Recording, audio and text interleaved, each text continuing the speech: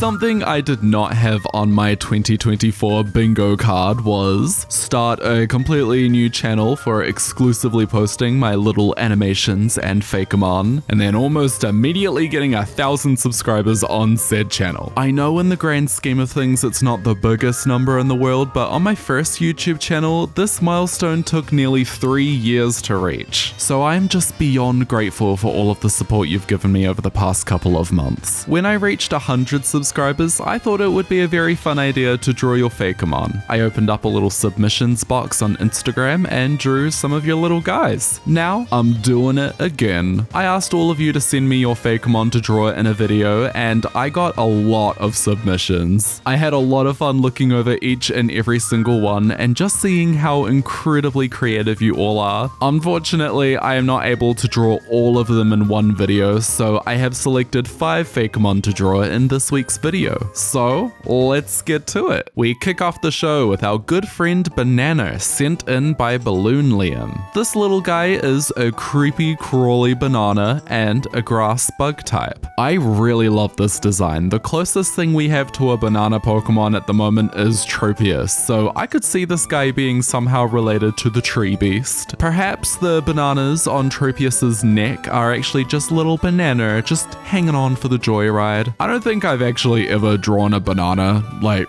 full stop, you know, the fruit. I followed the design pretty closely, and the only thing I added was this little unibrow because I thought it would just make it a little silly and a little goofy. Now, Bananer can evolve, and upon evolution gains the ice type, becoming based on banana splits, and that is really neat. I'm going to be keeping my eyes peeled for that one. Haha, get it? Because it's a banana? Okay, moving on. Knock knock, who's there? Bananer. Bananer who? Knock knock, who's there? Bananer. Bananer who? Knock knock, who's there? Bananer. Bananer who? Knock knock, who is there? Orandenary. Oh, Orandenary who? Orandenary, you glad to see me?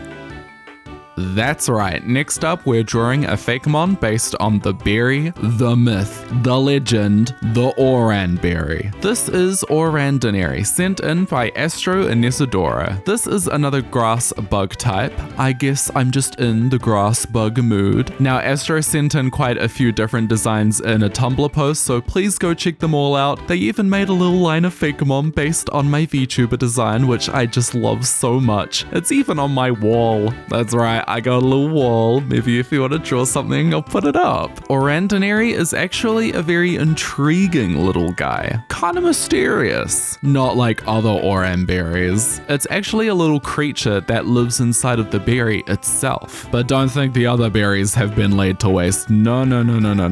Orandenary eats them in order to create a special kind of spit, which it uses to maintain its berry home. This is nature at its finest order. Everything perfectly balanced. I really like how my artwork turned out. Let me know what you think in the comments. Okay, trainers, which one of these Pokemon evolves from Seviper? If you guessed Serenomous, you'd be correct. This awesome evolution was sent in by TadBit. Now, I'm not very good at drawing snakes and serpents alike, so I'm up for the challenge. I initially started off with a coiled pose. I had a vision for how I wanted it to look before I actually started to draw it, but then when I did start to make the sketch, I just couldn't quite get it right. So back to the drawing board I went. I did a second take where I had Serenomous sort of in motion, kind of like it's traversing through the jungle looking for a tasty Pokemon to eat. I did some line work, coloring for a Zangoose, and then, before I knew it, Serenomous was completed. Here is the final artwork. Now, before we wrap up, I wanted to take on a text request, which means there is no visual for me to go from. Enter Regional Dwebble. This was submitted by Supbro128. Not much, bro. How about you? This Dwebble is not like other Dwebbles, alright? It's got a popcorn shell. Honestly, when I was reading this submission, I just knew I wanted to draw it because it's genuinely such a creative concept, and it also has that weird and fun spin that Pokemon are just known for. And Instead of being based on a hermit crab, this Dwebble takes on the attributes of a maze weevil. It makes a lot of sense considering it is hiding itself within some food. Guys, do you think Dwebble likes to go to the movies, or does it like completely avoid them? Genuine question. Rather than being a rural Pokemon, I would assume this Dwebble is more urban considering its human man-made influence. Now you may be wondering, what type is this little guy?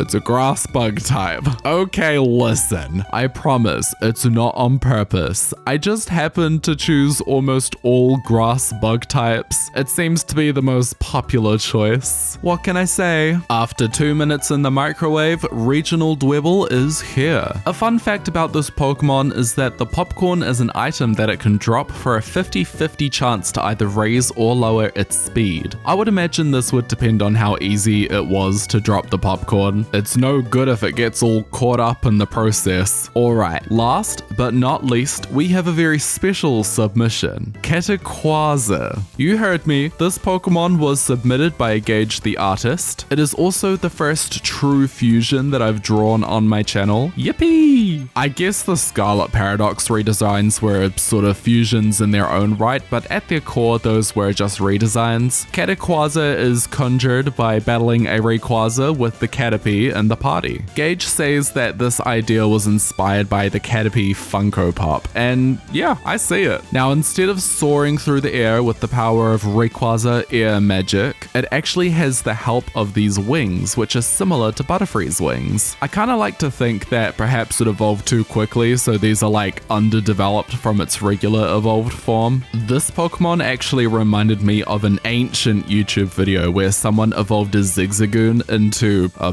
Zigzaquaza, or you know, Rayquaza. I was deep in the ROM hacking trenches like you wouldn't believe. And when I say this video is ancient, I don't mean like, I don't know, 5 years or even a decade. No, we're talking 17 years old. Almost 2 decades. What? How has YouTube been around for this long? Like, how? I finished up some final details and Catequaza was drawn. This Pokemon has the ability Shield Dust as expected, but also has the hidden ability Airlock. I like the use of both Pokemon's abilities here. So here is the final head count. I really hope that you like my drawings of them, especially those who designed these Fakemon. Please go check them all out in the description below. Again, just a massive thank you for all of the support. I know I wasn't able to get around to drawing everyone's designs this time, but I'm thinking this could be like a fun series to return to with each milestone. So if you haven't already, please be sure to subscribe to my channel. I upload new videos every Friday or Saturday if you live on Mirage Island like me. Here's to 1,000 more.